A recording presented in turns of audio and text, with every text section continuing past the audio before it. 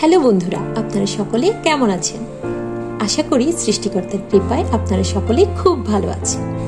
আমিও খুব ভালো আছি।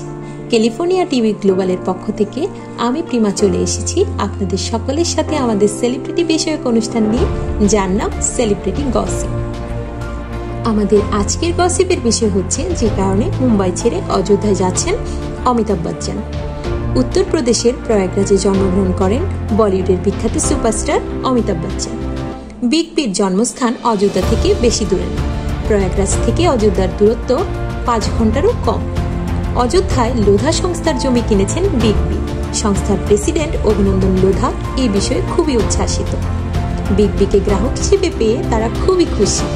এইদিকে এই অভিনেতা জানিয়েছেন অযোধ্যার সঙ্গে তার আবেগ ও আধ্যাত্মিকতা ওতপ্রোতভাবে জড়িয়ে রয়েছে। আনন্দবাজার পত্রিকার অনলাইনে বলা হয়েছে আগামী 22 জানুয়ারি অযোধ্যায় রাম মন্দির প্রতিষ্ঠাবার্ষিকী। জানা গেছে বহু তারকা এই বিশেষ দিনে সেখানে উপস্থিত থাকবেন। খেলা, রাজনীতি ও সিনেমা জগতের অনেক বড় বড় ব্যক্তিত্ব অংশগ্রহণ করবেন এই অনুষ্ঠানে।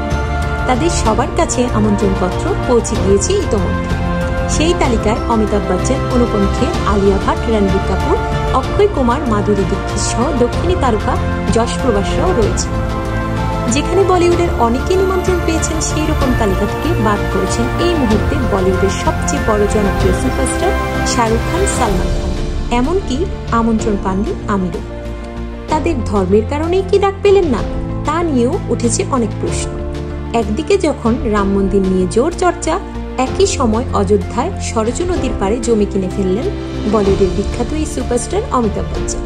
মুম্বাইয়ের নির্মাণ সংস্থা দ্য হাউস অফ অভিনন্দন লোধার বিশেষ দ্য সরজু প্রজেক্টে জমি কিনেছেন বলিউডের শেহেনশাহ। খবরে আরও বলা হয়েছে অযোধ্যায় নিজের বাড়ি তৈরি করতে এই জমি কিনেছেন এই অভিনেতা। কারণ অযোধ্যা তার মনের খুব কাছের একটি জায়গা। ঐতিহ্য ও আধুনিকতা সহাবস্থান করে অযোধ্যায়, অভিমত অমিতাভের। শুধু তাই নয়, এই স্থানটিকে তিনি গ্লোবাল স্পিরিচুয়াল ক্যাপিটাল হিসেবেও আখ্যা দিয়েছেন। শোনা যাচ্ছে 14.5 কোটি রুপিতে সেখানে জমি কিনেছেন বিগ বি। যে বাড়ি ওখানে নির্মাণ করতে চাচ্ছেন অভিনেতা, সেটি প্রায় 10,000 বর্গফুট হতে পারে, তাই বলে তিনি জানিয়েছেন। একটি অনুষ্ঠানে অমিতাভ বচ্চন বলেন, আমার মনে অযোধ্যার একটি আলাদাই জায়গা আছে। সেখানে দ্য সরজুর হাত ধরে দ্য হাউস অফ অভিনন্দন তাদের নতুন জার্নি শুরু করেছে। আমি তার অপেক্ষায় আছি।